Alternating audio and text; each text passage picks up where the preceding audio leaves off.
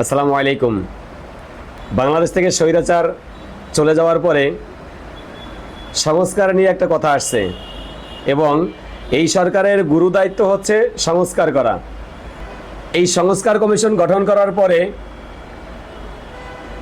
মৌখিকভাবে বিভিন্ন দল থেকে পরামর্শ না নিয়ে তাদেরকে একটা চার্ট করে দেওয়া হয়েছে কোন কোন সংস্কার করা হবে এবং সেখানে কোন কোন সংস্কার কোন কোন দল চান, কোন কোন সংস্কার কোন কোন দল চান না, তারা সেখানে টিক মার দিবেন। যেটা চান না তারা ক্রস দিবেন। চলুন দেখে আসি কে কোন সংস্কার চান, কে কোন সংস্কার চান না।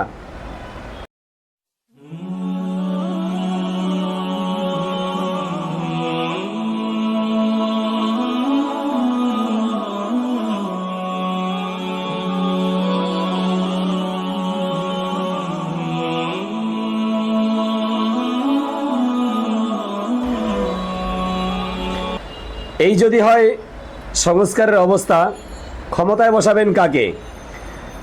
এরা ক্ষমতায় এসে বুঝি আবার সংস্কার করবে, এটাও কি সম্ভব? যারা অন্তর্বর্তীকালীন সরকার সংস্কার করুক এটা চান না, তারা নিজেরাই সংস্কার করবে, তারা সংস্কারের কথা বলে, তারা নাকি ক্ষমতায় এসে সংস্কার করবে। এর চেয়ে লজ্জাজনক ঘৃণাজনক কথা আর কিছু হতে পারে না। এই কথাগুলো শুনলেও তাদের প্রতি ধিক্কার ছাড়া আর কিছু দেওয়ার মতো আমাদের থাকে না। তারা কোন মুখে সংস্কারের কথা বলেন, তারা কোন অধিকারে সংস্কার কথা বলেন? ঘুরে ফিরে কথা একটাই, রাজনীতি করলে লজ্জা থাকে না, রাজনীতিবিদ হলে লজ্জা থাকে না। সব কিছু বলতে পারে, সব কিছু করতে পারে, তাই তারা এই কথাগুলো বলতে পারে। তারা সংস্কার করবে। যারা কোনো একটা সংস্কারই মানেন না, কোনো সংস্কারই যারা চান না, তারাই নাকি সংস্কার করবে। হ্যাঁ, তারা সংস্কার করবে।